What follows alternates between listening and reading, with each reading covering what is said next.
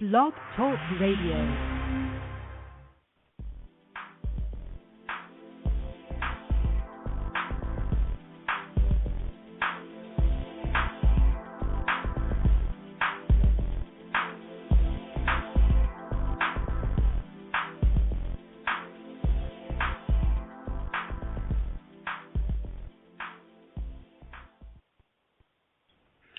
Yes, y'all. You are now listening to the Shophar blowing.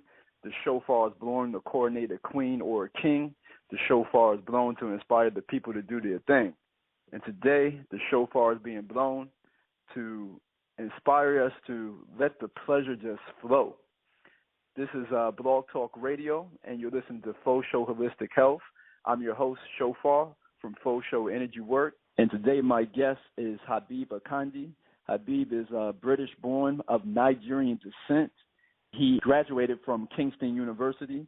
He is the author of 5 books, including Illuminating Blackness, Black and Muslims in Brazil, and A Taste of Honey, Sexuality, and Erotica in Islam. And so today, we're going to be talking about his book, Kunyaza, The Secret of Female Pleasure. Brother Habeeb Akande, you there? I'm here, Shophar. How are you, brother? Hey, I'm doing good, man. No question. Definitely been looking forward to it. So everything is going well with you? Yeah, everything is fine, thank you. In London, it's really cold out here, but how is it for you?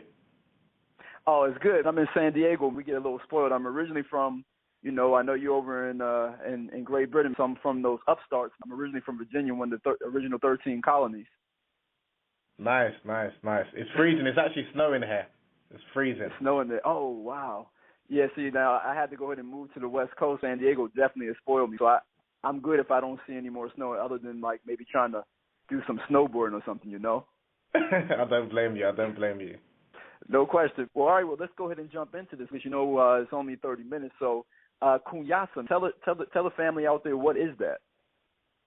Yeah, so Kunyaza is a traditional sensual technique originally from Rwanda in East Central Africa. And basically, the technique, it triggers female ejaculation and multiple orgasms in women during heterosexual encounters. Basically, that's in a nutshell what it's about. It's a tradition that's been originated over 150 years ago. And it's basically, like I said, it's a sexual technique. It's all about female pleasure. And it's where a man will use his parts of his genitalia in order to stimulate the woman, he's obviously female's companion, in order to facilitate female ejaculation and also orgasm. The word itself, Kunyaza, is derived from a Rwandanese word called kunyara, which means to urinate, and it comes from an expression to urinate, meaning not to urinate literally, but to expel fluid, which is to ejaculate. And it's a phenomenon, like I said, that's been in existence for over 150 years. But not many people know about it. So I'm trying to bring it to light and talk about not only this tradition, which is female-orientated and female empowering, it's also about the psychology of the tradition, because it's not just the technique itself, which my book is about and I'm trying to explore. I'm trying to understand the psychology of male-female relations in Rwanda and East Central Africa, because amongst a number of the Rwandanese people, it's the man's duty to pleasure a woman. Not only physically, but emotionally and mentally. Now, everyone, when they talk about Kunyaza, they generally think about the actual sexual technique itself.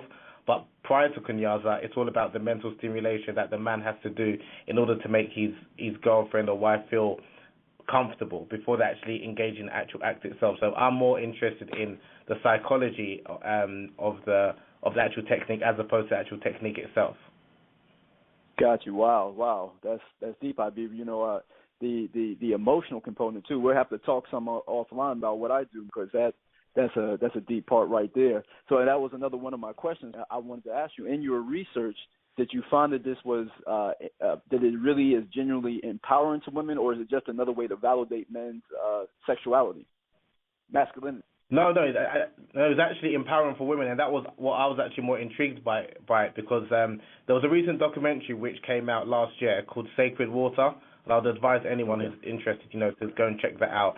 And it's basically where a white Belgian man, he heard about the technique and he wanted to understand, not just the technique itself, but is this something which empowers women, or is it for men's ego? And it was actually, he interviewed a number of people, especially one woman who was, she was a senga, which is basically a female sex educator, and she was teaching men as well as women the importance of this tradition and why they're trying to maintain it, because like I said, it's not the actual technique itself which is important, but it's what goes on beforehand in terms of the man ensuring that the woman is at ease both psychologically and emotionally before even engaging in any sexual encounter, because that's what the tradition is about. It's about empowering women and making sure they feel at ease. Again, before you're talking about their sexual pleasure, emotional pleasure and psychological pleasure is as important. I like that, man. I like that. You know, in doing my research for the show, I actually watched one video that showed the technique, but it reminded me a lot of still of American porn. And maybe some good videos out there, but I didn't have much time, so I only found one. And the one I found, I could tell that the woman still wasn't comfortable. And sure enough, like she didn't ejaculate. You know, during I mean, the tapping technique and all that was there, but I think probably because of the camera and all of that, she just, you know, and that's what I find, you know, you find in American porn a lot of times women are dry, you know, they're not even wet, you know. So that's interesting. I think that's very deep. Yeah, sorry to cut you off. That's something which I wanted to explore, because what's happened in the last, you could say 5 to 10 years, is a lot of Europeans, once they've heard about this technique, they're kind of trying to exploit it, and they talk about the technique itself as opposed to the tradition. Because when you talk about the Kunyaza tradition, it's more than just the technique itself. Because, you know, the Europeans will just take like the technique and think, if you just do this technique, all of a sudden a woman can achieve climax, and there's more to it than that. And that's what, when I spoke earlier about the psychology of Kunyaza, which is making sure that the man treats his woman like a lady, making sure she feels comfortable. So, but it's not just about, you know, you do this technique, this tapping technique, and all of a sudden she can ejaculate. Because that's something that a lot of, like I said, Europeans, they're concentrating on, as opposed to the foreplay which goes on beforehand, not only physical foreplay, but mental foreplay, which is part of the Kunyaza tradition, which, again, for every reason, a lot of Europeans don't speak about that. They just like the actual technique itself, and then they're equating it to pornography when it's very different. Amen. Brother Habeeb, I mean, one of the things about this machine culture, microwave culture that, you know, Western culture that we live in is the hurried way of learning things and trying to apply these different, you know, maybe ancient techniques like Kunyaza or Tantra or Taoism or whatever, different things around sexuality, and not really realizing the holistic approach of these indigenous cultures when talking about sex. It wasn't just you do this technique and that's how it works. I love that your book and that you're interested in bringing to the public that is a holistic approach to this. It's not just the physical technique. It's a whole other aspect there that could be missed. Could you go a little bit into about what are some of the things that you found in the Rwandan culture that, you know, traditional Rwandan culture that the men do to relax the woman?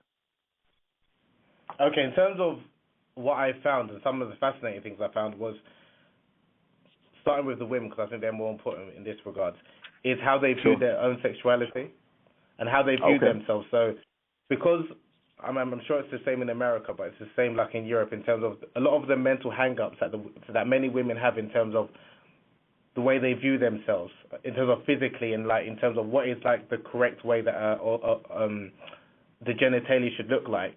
They don't have those hang-ups. So you have women of different types. You've got women that's, you know, very voluptuous, women that's very slender, and they're all proud of the way, not only the way they look physically, but also their genitalia. And there's something which, there's a phenomenon which, again, is quite popular in Europe, and I'm sure it's the case in America, where there's a number of women are trying to get this so-called perfect vagina. I'm not sure if you've heard about it, and it's something that, again, because of pornography as well. And that's why, even in terms of this practice, the reason why some women from Europe and America are finding it difficult to ejaculate was because they weren't comfortable with the way their genitalia looks. Whereas in comparison, when you're looking at a lot of traditional women from East Africa and Central Africa and Rwanda, they were comfortable with the way they look. They were comfortable with imperfection.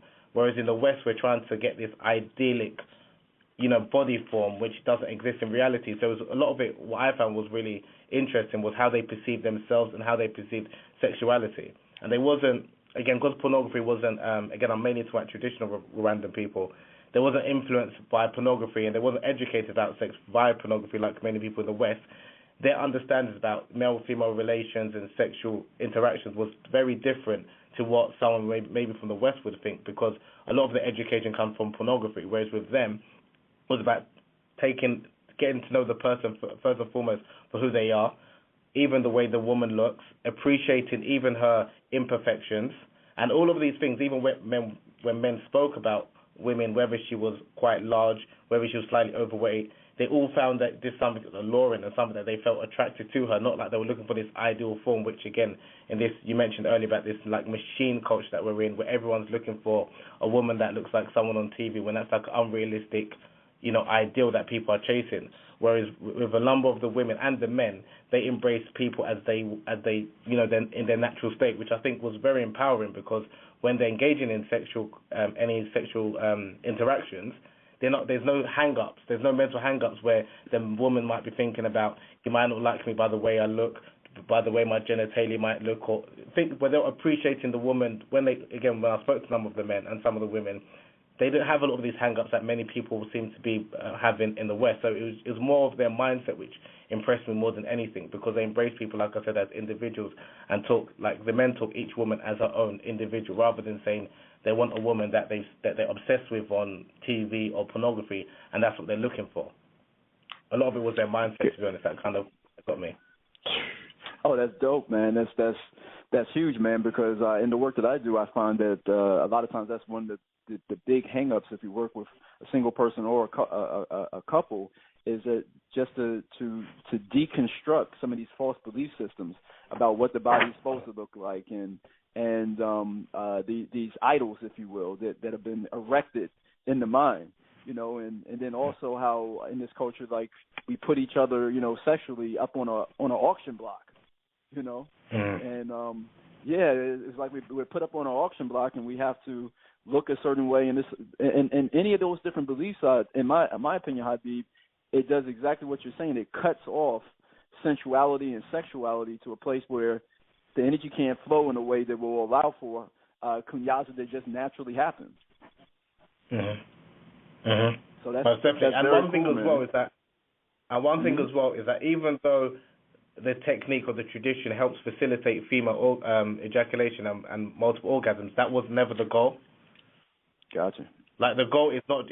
Like, some women find it very easier to ejaculate than others, but that was never the goal. It was, this is a technique that helps, but ultimately it's about female pleasure. Now, whether that comes in the form of ejaculation, whether that comes in the form of orgasms, whether that comes in the form of just gentle touching, that was the most important thing. The goal wasn't she just needs to climax. They wasn't goal orientated the way many people are in the West. They're more pleasure orientated, and it's more holistic approach again. So just understanding the way they viewed relations, and a lot of these wisdoms that I learned and speaking to different people was from the older generation. But a lot of the younger generation, both in Rwanda, because I spoke to some people, online, and even those that's living outside Rwanda, they wasn't aware of these customs, because obviously they've been influenced by the West. So even for some of them, they've abandoned this kind of culture because they think it's Asian, when in reality there's a lot of golden wisdom that you can take from their own kind of heritage. But again, they're kind of more looking to the West and Hollywood in terms of understanding what should be like acceptable male-female relations, which is quite strange to me. Right. I love that point that you touched on there too, Habeeb. I mean, because of the proliferation of these different things in the West now, and with a slant on it, like, say they take Taoist teachings, they take tantric teachings and everything, but it's very just goal-oriented, and very, I would say, sex-oriented, not even pleasure-oriented. There is a difference. And because pleasure is actually a very healing modality. But in the West, these different things have been kind of, stripped down to just be sex-oriented. So I love that here in a traditional African culture, we actually find that it was pleasure-based and not goal-based. That's very cool. Yeah, and just the last thing, I mean, even for even some viewers, I mean, listeners, when you even mention, like, for example, like Kama Sutra, everyone's aware, or most people think they're aware of the Kama Sutra. But if you ask the average person, what is the Kama Sutra, they'll think of like sex positions, when in reality it was spiritual religious guidebook teaching both the man and the woman about male-female interactions. And only 25% of the actual book deals with sex positions. But the West, when it was found in the 19th century and translated, they just concentrated on sex positions. And for now, when people think of Kama Sutra, they just think of all these, elaborate sex positions. When that's only, that's less than half of the book. It's only 25% of the book, and it's doing a disservice to even that ancient tradition. So when people think of the Kama Sutra, they think it's just about sex. When it's more about pleasure and spirituality, which again, that's something which I didn't want people to, when they hear Kunyaza, just think it's just about sex, when it's more about sensuality and like female pleasure, which again is more of a holistic approach. I love what you say there. I mean, this is again to put us on notice. Those of us who have the Western mind, we've been impregnated with it and have cultivated it, knowingly or unknowingly, and looking at what has happened with Kama Sutra, like you're talking about, same thing like with yoga. It's like we get, we're taught to just get in these different positions. Maybe it's a good thing to get fit or to, to stretch, and that's all beautiful. That serves a purpose. But there was actually a deep inner teaching that goes along with that. And the same thing like you're talking about with the Kama Sutra is like, yes, there were different positions and stuff, but there was also something deep going on spiritually and inwardly with each individual themselves, and then also in connecting with another human being. So I'm glad that you're bringing that to the forefront with this practice, with Kunyaza. Yeah, I think a lot of it is about education. We need to educate ourselves, and we need to humble ourselves to those that came before us, because they might have not had the technology that we've got today, but they had a lot of wisdom, and I'll argue that more wisdom that we've got now. And that's why I think it's just about trying to humble ourselves and learn from those who came before us to benefit those who, not only our generation, but those who are coming after us. And for those that came before us, I one of the things in researching this, Habeeb, that I truly liked about it too, is that there was at least, I don't know, I think from what I picked up in the research that I saw, some of the videos and stuff, that, just like a lot of cultures, it's starting to get westernized, but there was definitely and has been a big, that the elders play a big role of teaching actually, a woman or a man about sex. Can you talk a little bit about that in your research? About the role of the elders? Definitely. So, yes, and I'm glad you said that. And not only the elders, but the women as well. And again, especially to see so many, the Kunyaza tradition is maintained and is taught generally by women who are known as ssengas, which is a female sex educator. And generally that woman is a maternal, she's the maternal aunt of the man who's getting married, to, like traditionally to a woman, and the senga would teach the new bride about this technique. And now sengas have even become commercialized, where they're teaching both men and women, even people that they're not related to. But it's a tradition. It's a tradition which is maintained by women, which is again it's a wonderful thing, and women that are generally like well experienced, not only in terms of physical relations, but also life experience. And I think that's very important, because generally the wisdom that you get from someone that's in a 40s, 50s, 60s, 70s is very different to speaking to someone maybe that's in their early 20s, because obviously they lack life experience. So that's something that really impressed me, that this is a tradition which is not only from Africa, but it's also maintained by women, and where they're teaching men and women. So that's why, again, this whole idea of it's a technique which is for the man, it's one that is dedicated to women and is preserved and taught by women. I love that. I mean, that is preserved and maintained and taught, and by women. I mean, that to me, I read a book called Tantric Quest as I was learning, on my path of learning Tantra and Taoism. And one of the things that stood out to me, Habeeb, about that is that the author, Daniel O'Dear, that book, he said that the true Tantra lines that he dealt with from India, that it was all maintained and preserved by women, and that women were the masters, actually, that they were actually naturally tantric, that they were actually naturally sensual and in contact with that, and that men had to humble themselves and actually go and learn that from the women. And I thought that was a deep concept. Like, wow, so it seems like there's actually a parallel here with the Ssengas in what they're doing, how they're maintaining the Kunyaza. Yeah, most definitely. What was that name of the book again? I want to check that out. That sounded really interesting. Tantric Quest, was it? Tantric Quest. Yep, Tantric Quest by Daniel Odier, Odier. Any of you family out there listening, if you're enjoying this conversation, go check that book out too. It's it's a very, very enlightening book. That like I say, in that culture, in that particular branch of Tantra, the women were of high esteem. Wow, amazing. I have this quote that I had got. Let me see here. It was from one of the guys on one of the elders on Sacred Waters. I saw just the promo video, but as a gentleman by the name of Felix, who is 68, he says, "Sex is for the woman. This is because the man has to please her and put her body into a certain state. Her pleasure is that of the most important thing." Wow. I know a lot of women out there, especially in Western culture, they would love to hear what this elder Felix, 68 years old, what he was, the understanding that he came to. Yeah, it's amazing. And again, you're hearing this from a man that is, 68, like you mentioned, but he's come from a culture and a tradition where that's expected, that's the norm. Unlike, Western society where male pleasure is the most important thing. So when you look at pornography and all these things, it's all about male pleasure. But in Rwanda in particular, it's a total opposite. And another thing, when people talk about African sexuality, they might think about female genital mutilation, FGM. That doesn't exist in Rwanda. Right. It's all about pleasuring the women. Yeah, it doesn't exist. So even for them, so a number of the Rwandanese people I spoke to, when I mentioned about FGM, they wasn't aware of that because they said that's not our culture. And one thing I think is important for us in the West to understand and realize is that Africans are not a monolithic group. There are various cultures, different cultures and groups within Africa, and even there's certain sexual practices that, like my family is originally from Nigeria, I wasn't aware of this. Right. And I've come from, my culture is more of, it's all about the man and putting the man's pleasure is paramount, whereas I'm hearing, again, a wonderful culture in East Africa where female pleasure is paramount and female sensuality is paramount. And as a man, it's teaching that you, not only, again, physical pleasure, but emotional and mental pleasure is important, that you're supposed to do what you can. You're not a real man until you pleasure the woman. That was a saying that one person I spoke to said. And again, for a man, I think it will teach you sense that, okay, in order to obviously be a man and fulfill your duties as a man, you need to, like you mentioned before, humble yourself and understand the woman that you're with. And if you've got that mindset, it's very different. You will have a different reverence and respect that you've got for your female partners, as opposed to the way a lot of men are now, where it's very macho and sexist and it's all about conquering women as opposed to pleasuring women.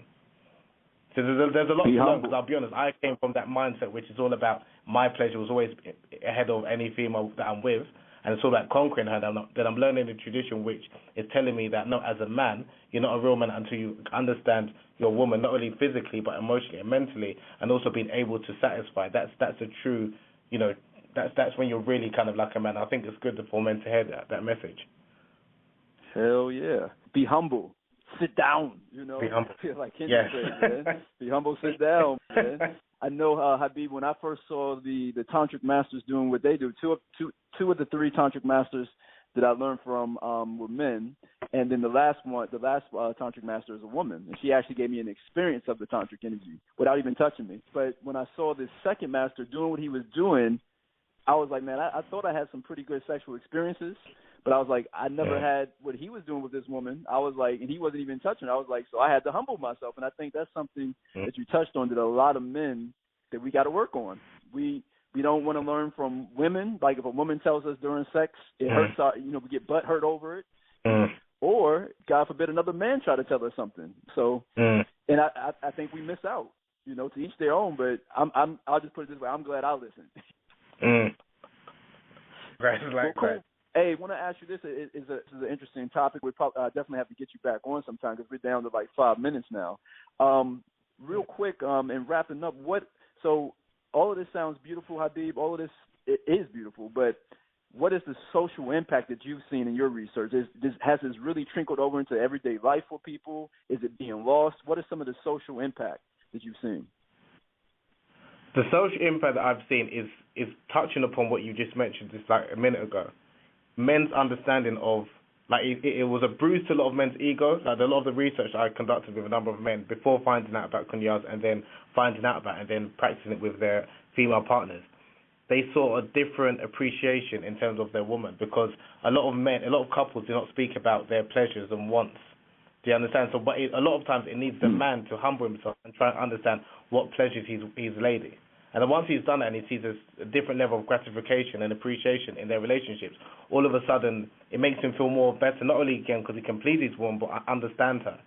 So, but I think the most important thing, men has to humble themselves first and foremost, and like you said, listen. And then when you're willing to listen and be a vessel of education, then ultimately you see a positive impact in your life. But I think the most important thing is for men to kind of, like you mentioned earlier, humble themselves and listen to those who know better, whether it's coming from a woman or from a man, whether it's coming from someone that's younger than you or older than you. But it might take a little bruise to the ego, but again, it's just to humble yourself, and then hopefully you see some, beneficial rewards in not only your physical relations, but even just your overall emotional well-being, because you're giving satisfaction to someone else, which again, there's no better feeling. I love your message. Hoping big things for your book and for your message. Now, your insights and stuff, I feel like it's very needed. I mean, we see all the things that were going on in Hollywood and the stuff that has been going on with the patriarchal system and everything. People are getting tired of it. So I feel like your message is very timely. So if properly marketed and getting out there, I feel like you got a lot of people who want to hear what you got to say, bro. You're in the right place at the right time. I hope you can get your message out there. With that being said, since we just only have a few moments left, how can people get more information about your book? When is it going to be out? Do you have workshops? Just give people some information about yourself. Yeah, so people can contact me on social media like Facebook, Twitter, Instagram. My social media handle on all platforms is my name, Habeeb Akande, spelled Habeeb, surname spelled Akande. Hopefully, the book is going to be released this year on the 8th of August, which is in the same date as International Female Orgasm Day. So that's why I'm going to try and drop it on 8th of August. Also I've got a website called rabah.com, RABAAH, which you can find some other works, and hopefully I would like to be working with different people in different specialities like yourself, and we can work up, maybe do some seminars or workshops and things like that, just to kind of educate people and just again learn and benefit from each other with our own different specialities and research that we found. Hey, definitely love what you're doing, man. Appreciate you, bro. And to all the family out there, thank you for listening.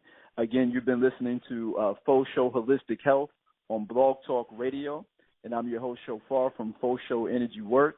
And y'all stay up, let that pleasure flow, and we'll be talking to you soon. Again, thank you again, Habeeb. Thank you very much, Faux Show. Take care, brother. Much blessings. No doubt, man. Peace.